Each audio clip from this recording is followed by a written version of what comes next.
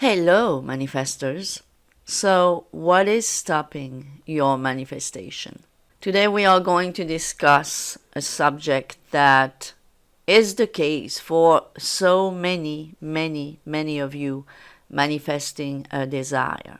So, we are going to talk about this today, and you will understand once and for all what does it mean when you don't see any movement, and who is responsible for this, and what to do so you can start seeing movements and you can start manifesting your desires. Guys, if you are new here, please subscribe to my channel, like the video, comment and share if you can, so this video can reach more people who need this information so much. And I know that they do, because I am asked the same questions over and over every single day. What I'm going to discuss today in this video is something that thousands and thousands of people are questioning every day. So be sure to like the video and subscribe if you're not subscribed yet, so more people like you will have access to this information.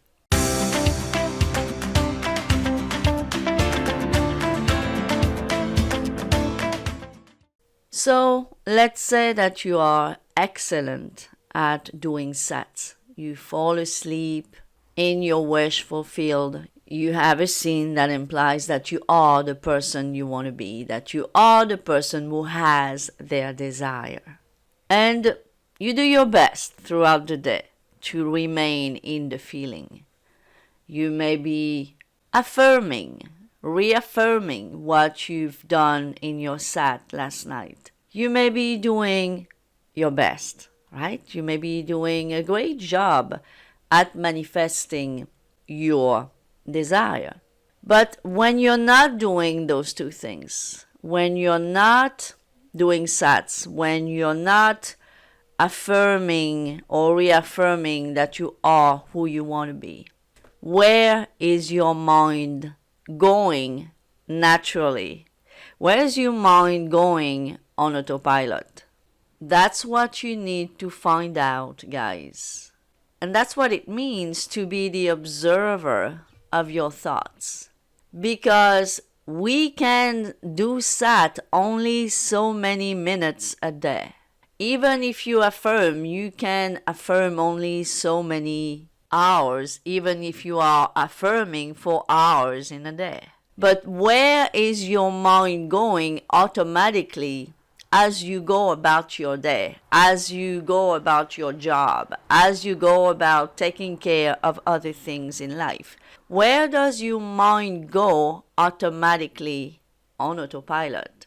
Because where your mind goes, most of the time, this is your dwelling home. This is the place from which you are manifesting the most. Because what does manifest in your life? What does manifest in your life? Well, what manifests in your life is the content of your mind. So when we do practice those techniques, when we do sats, when we affirm, when we script, no matter what you do, no matter what technique you are using, we are doing this to change our mind, literally, right? To change our mind, to change the way our mind functions.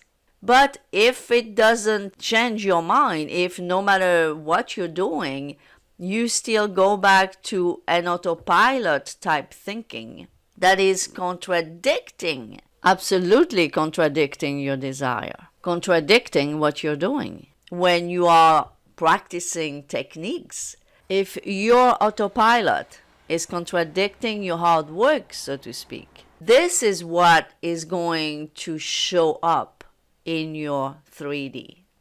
This is what is called being double-minded.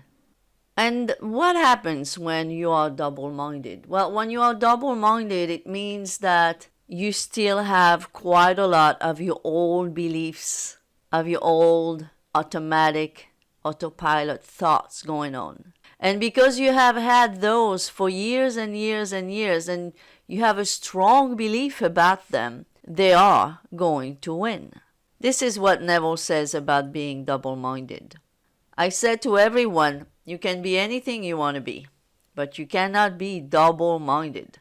You are told, let no one believe that having looked into the mirror turns away and forgets what he looks like, that he will receive anything from the Lord, for the double-minded man is unstable in all his ways. And Neville went even further than that. He gave an example of his own about his double-mindedness on a specific subject. This is what he said. Being a rather impatient person, I am usually anxious to get home after work, and I particularly dislike waiting in lines. I began to notice that no matter what time I chose to pick up a few items at the market, I would encounter problems at the check stand, such as a price check needing to be done, people writing checks who had trouble locating their identification, and various other kinds of delays. I found myself dreading these occasions, and I wanted to do something about this annoying situation. As I began to observe my thoughts, I found that while standing in line, I would say to myself, I always have to wait. Then I realized that those statements made over and over again had created that which I did not wish to experience. I consciously changed that statement to, no matter when I stop at the market, I never have to wait. Of course, that new statement has worked just as well as the old negative one. So you see here, Neville was not any different than you and me, right? He also had his shortcomings, and he came to realize by observing what he was doing that he was actually telling himself the opposite of what he wanted. He wanted to have a great experience in line, like going through it very quickly, as fast as possible. But what was he doing in his mind instead? Well, he was doing the opposite.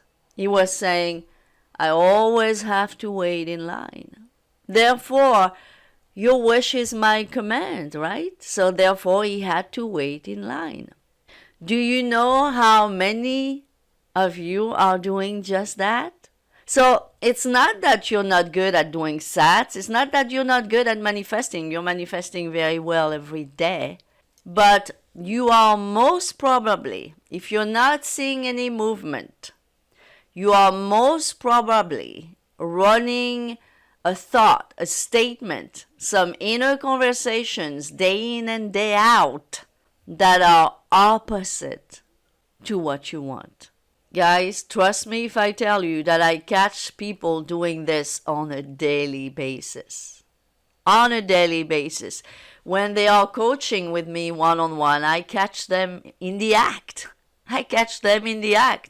Look what you just said. Is that something you tell yourself 10, 20, 100 times a day? Yes?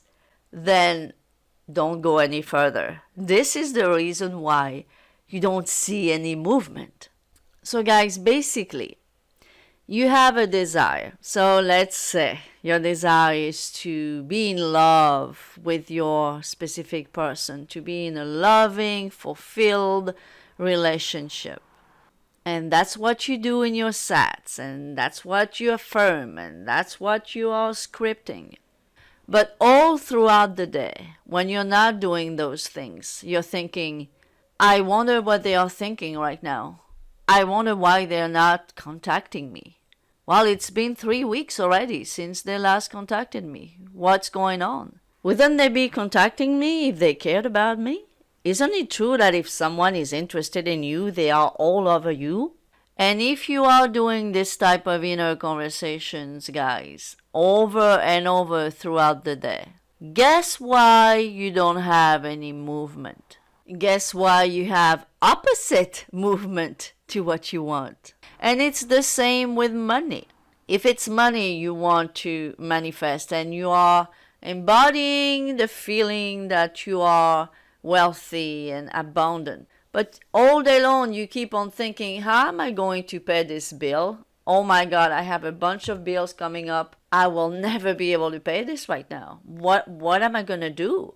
See, if you are running these types of inner conversations, these type of thoughts on autopilot all throughout the day, it is not your little sats, your little techniques that are going to manifest. It's not that, unfortunately.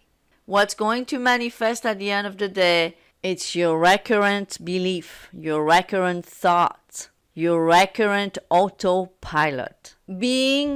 Becoming the observer of what's going on in your mind is paramount to start manifesting your desire. I have a new client. In just 1 week of doing some self-observations, she realized that she had that statement, as she calls it, in her mind, saying, you're not going to be able to manifest your desire as long as you have not healed your inner child. So she realized that she had to get rid of this belief that she has to heal her inner child in order to manifest her desire. Because that too, if you have a strong entrenched belief such as this, that you have to heal whatever, right? You have to heal your inner child in order to get what you want. Guess what's going to happen? You're going to have to heal that inner child of yours in order for you to get your desire. So you absolutely want to get rid of anything like this. For example, have you created the belief that you have to lose weight before you manifest SP?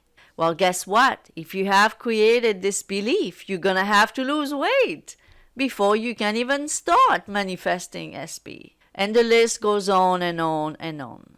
Observe what you're doing in your mind, guys. Because whether you are saying completely contradicting statements, inner conversations all throughout the day, or you have created a belief that you have to do ABC before you can manifest your desire, that's going to play out in your manifestation. By law, this is going to play out. This is what you are manifesting right now. And this is why you need to be the observer of your thoughts, because maybe right now, as we speak, you have a strong entrenched belief or a strong entrenched inner conversation that is working exactly against your desire. And this is why you come to me and you're saying, I do not see any movement. Why? So the why has always the same source. The why is you. Who is responsible for it? It is you. That's why you need to wake up. A huge part of being awake means you are able to observe, if not all your thoughts, but most of the time you are able to observe what you're doing with your mind. And if you realize that there is something that is going against your desire, this is what it means working on your self-concept. You have to change that inner conversation, that autopilot. You have to reset it completely. You have to do a huge cleanup in there and replace that entrenched belief that you have. You have to change that for good. This is why flipping thoughts don't work. Just flipping thoughts. I remember a few years ago I had a client who kept asking the same questions over and over and over and over, because all she was doing was flipping thoughts, but she never changed the problem at the source. Meaning she never worked on her self-concept. What is the self-concept that creates that type of automatic thoughts. That's what you need to change. You need to change the base, the source of the problem. That's the only way that those recurring thoughts will stop on coming. So usually people like this would say, should I give up? You don't need to give up manifesting your desire, that is, but you need to give up what you are doing. You need to give up your old self-concept. That, yes, you need to give up, right? Because it's not about giving up, about manifesting. You cannot give up, right? If you stop manifesting consciously, guess what? You'll keep on manifesting unconsciously. So there's no such thing as giving up. What you need to give up is your old self-concept, your old automatic, autopilot way of thinking and being. What we call your old men. That's what you need to give up. If you work on that, I promise you, you are going to start to think differently, feel differently, and be differently, and manifest your desire already. So guys, if you don't see any movement, if you even see opposite movement, look within. What are you doing on autopilot? Because this is what is manifesting for you right now. So once you realize through observation what you are truly doing, you can change what you are doing at the source. And by default, once you change the source of the problem, you will change the results that you are getting. Thank you for watching, guys. Again, be sure to subscribe, like, comment, and share, and I'll see you next time. Bye-bye for now.